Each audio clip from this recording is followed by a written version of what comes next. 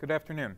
In this next Quizlet tutorial, we'll discuss how you can create quizzes, or more notably, assessments within the Canvas LMS. Now, the easiest way to do this is by navigating to your Quizzes tab, and then go ahead and putting on the plus sign right now, and where it says Quizzes, or Quiz. And click on that. This go ahead and it updates or opens up where you can start the process of naming your quiz. Now, here's the area for your title, your instructions with full capabilities of putting, videos, YouTube links, whatever else you need to do. And then we can get down here to the options, okay?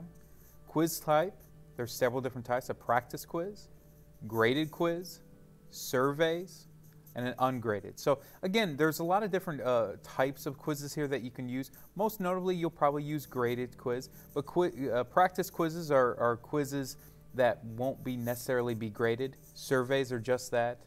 They can be graded surveys or then ungraded. Again, most of us will use the graded quizzes, but please play around with these different types and see how they best fit within your class. Next thing you do is the assignment group. Now, I've already created an assignment group called quizzes, so I'm going to go ahead and click on that. All right. Next is shuffled answers. That can be where your different answers are moved around, meaning if you have multiple choice questions, those answers will be shuffled around along with the questions themselves. And then a time limit. You can put that by clicking, then put how many minutes. So if you want it to have an hour to complete, go ahead and do that. Next is multiple attempts. Pretty self-explanatory, how many attempts, and then what score you'll take. And then let students see the quiz responses. Incorrect will be marked. This is basically them letting them see how they did on a specific level, meaning the questions themselves. Now, in many cases, we don't want to let students see these responses because they will then be able to share that information to their other students that maybe haven't taken the quiz yet. So I would probably just leave that blank. The show one question at a time, this is a good option for students that have trouble when they see all the different questions listed together. So go ahead and pick this if you want them just to see one question, and then they'll have to hit a button to see the next one. In many cases, we'll probably leave this unchecked, but it just gives you that option.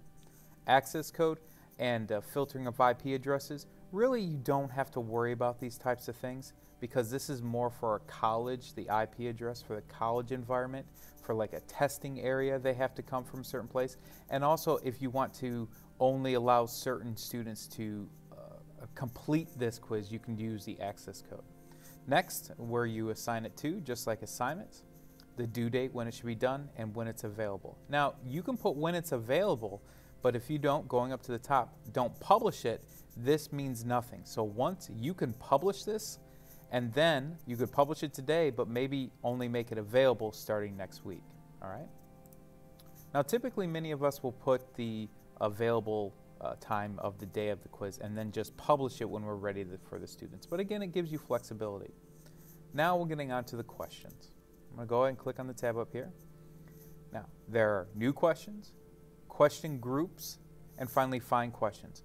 Find questions is you'll use question banks. Now, I won't be going over how to create question banks here, but I will say if you want to create question banks, just go ahead and click when you're in your, I'll show it to you later.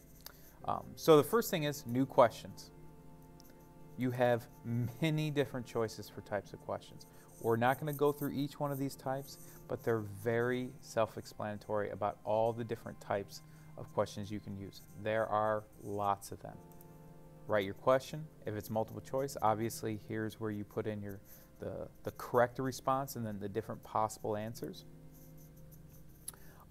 You can give a comment if a student chooses this answer, or maybe why they're wrong, and they won't see these comments until you've opened it up, allowing them to do so. Okay. The question group, clicking on that, actually we're going to go out of that real quick. Go back, there we go.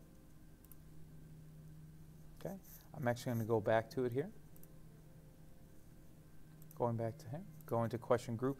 This allows you to possibly divide your quiz up into different sections, allowing different point totals. So you might have a section where it's all fill in the blank or all multiple choice, and you want that to be a certain percentage or worth a certain amount of points, you can do that here. So you can create a question group. So let's say here, true or false. I'm going to click on create group, and then this group question needs more questions. So within that, I'm going to click this little plus button and add my questions in here.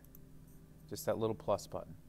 And then when I'm done doing it there, I can go ahead and maybe make another question group, okay? And you can do this if you want to, or you can have them all separate. And then at the end, I'm just going to hit save or save and publish, which will publish the quiz.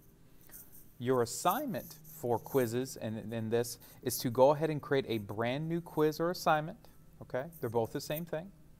And use at least 2 different question types. And the quiz should have at least 3 questions. Now I realize many of you have your quizzes that you've imported over from your sandbox, but go ahead and just play around with this. Play around with it with the ability to try the different questions, see what the types of questions you want to use, and so on and so forth. Again, thank you for this listening in, and make sure to submit a screenshot of your completed quiz to earn credit for this. Thank you very much.